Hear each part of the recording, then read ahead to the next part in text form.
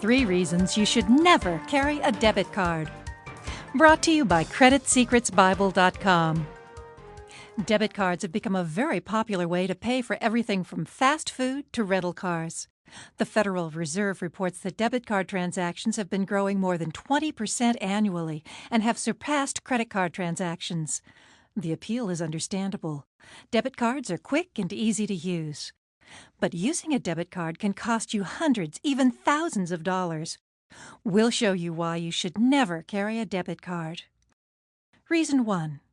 You're more vulnerable to theft or fraud. In its 2007 debit issuer study, Pulse EFT Association reported that U.S. financial institutions lost an estimated $662 million to debit card fraud in 2005. There's no end in sight. You'd be safer carrying cash. Although you don't have much recourse if it's stolen or lost, at least your loss is limited to the amount of the missing currency. Carry a debit card and you put the entire balance of your bank account at risk. If you link your checking account to your savings account to avoid overdrafts, you put the balance in both accounts at risk. More dangerous than a credit card. If a thief gets your credit card, the Federal Truth in Lending Act limits your liability for any fraudulent credit card charges to $50.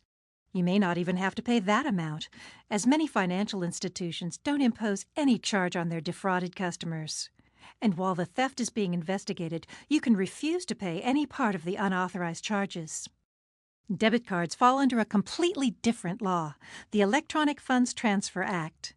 To limit your liability to $50, you have to notify your bank within 2 days of discovering that your debit card has been lost or stolen. Wait longer than that, but give your bank notice of the fraudulent transactions within 60 days of when your statement is mailed, and your maximum liability jumps up to $500. Miss that deadline, and you could lose all of the money in your account. And because the debit card accesses funds directly out of your account, you can be left without your grocery money while the fraud is being investigated. Reason 2. It promotes needless overdraft fees. The $350 taco. One trip to Taco Bell was enough to send Joseph Risk's checking account into free fall. Risk made the mistake of paying for fast food with his debit card. He figures he spent only about $5 more than he had in his account. Unfortunately, by the time he realized there was a problem, the bank had hit him with about $350 in overdraft fees. At $25 to $35 per occurrence, it's easy to rack up hundreds of dollars of needless NSF fees. I overdrew and they pretty much pummeled me with charges, says Risk. The Center for Responsible Lending, a consumer group, estimates that overdraft charges cost people about $17.5 billion each year. The center's research reveals that about 45% of those overdrafts are a result of using debit cards or taking money out of the ATM. Banks used to refuse any debit card transaction that would overdraw the depositor's account, but not anymore. Banks could warn depositors when their accounts are close to being overdrawn, but they don't. Instead, most financial institutions automatically enroll their depositors in a program that loans them the amount of the overdraft, but at a steep price. The Center for Responsible Lending estimates that the banks that offer these lending programs can expect a sharp increase in overdraft revenues, as much as 200 to 400%. Calculated as an interest rate rather than a fee, the cost of these loans is astronomical. The average amount of a point-of-sale purchase that overdrafts an account is $14.75. The average fee is more than double that amount. According to the agency, most consumers only use these loans for a few days. So on an overdraft loan, the annual percentage rate can be as high as 20,000%. In defense of this practice, bankers like to point out that it's the responsibility of the account holders to monitor their account balances and avoid overdrafts. Of course, that requires the account holder to know how much money is in their account. Reason 3. You can't control your available balance. R.C. Wellborn learned the hard way about the risks of using debit cards. To make sure he didn't overdraw his account, he checked his online balance statement. Since it showed $80 in his checking account, he felt free to make several small purchases a few days before his paycheck was deposited. Using his debit card, he bought 2 gasoline fill-ups, snacks, and cigarettes, totaling about $65. Although the balance in his account was more than enough to cover the price of what he bought, when he checked his account balance about 10 days later, he found that he had incurred $120 in overdraft fees. "I couldn't figure out what was going on. I knew I had money in the bank," Wellborn remembered.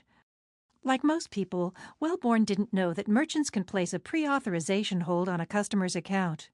In situations where the exact amount of the transaction isn't settled when the approval is given, it makes sense a merchant would want to reserve a little more to cover the transaction.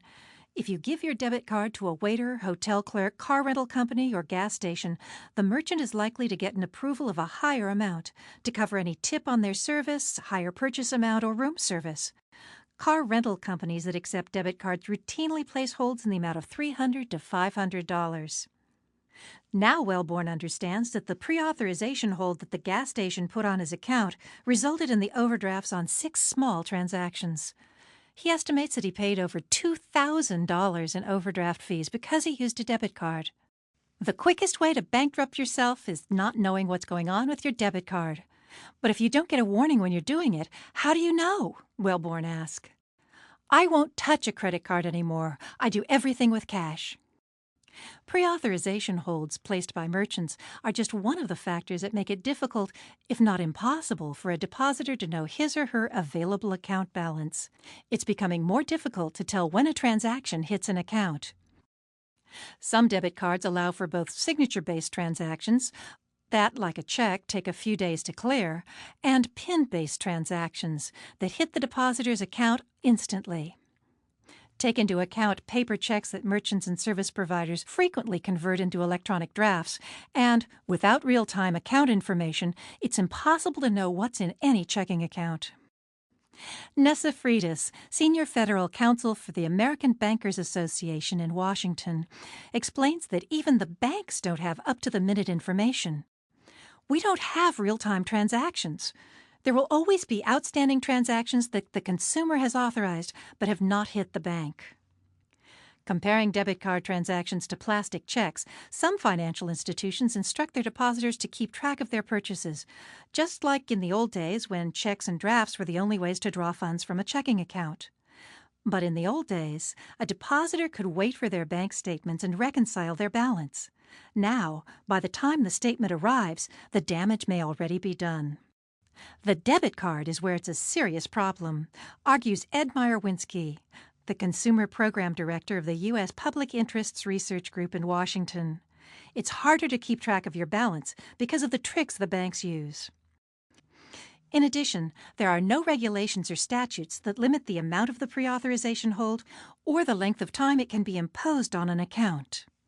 When Penny Chasen bought $20 worth of gas, the station put a $75 hold on her account, more than 3 times the amount of her purchase. She contacted both the gas station and her bank, but each pointed a finger at the other. Even after escalating her complaint to management, it was 72 hours before the hold was released. These holds stay in place until the bank or the requesting merchant gets around to releasing the amount held in excess of the actual purchase amount. Generally, this takes a few days, but it could be longer. How you can protect yourself. Promptly reconciling your account to the monthly statement or monitoring your account balance online won't always prevent losses associated with the use of a debit card. There's only one solution. Don't carry a debit card. When opening a checking account, it's standard practice for a bank to send the depositor a combination debit and ATM card. However, you can pick and choose the services you want to accept. If you want to avoid the risks of having a debit card, but would like the convenience of ATM access, your bank will issue you a card for just that purpose, without the debit card function. You can always pay for your purchases with cash or a credit card, since both are a safer alternative to using a debit card. This video has been brought to you by Consumer Publishing Group and the Credit Secrets Bible. For more information, please visit creditsecretsbible.com.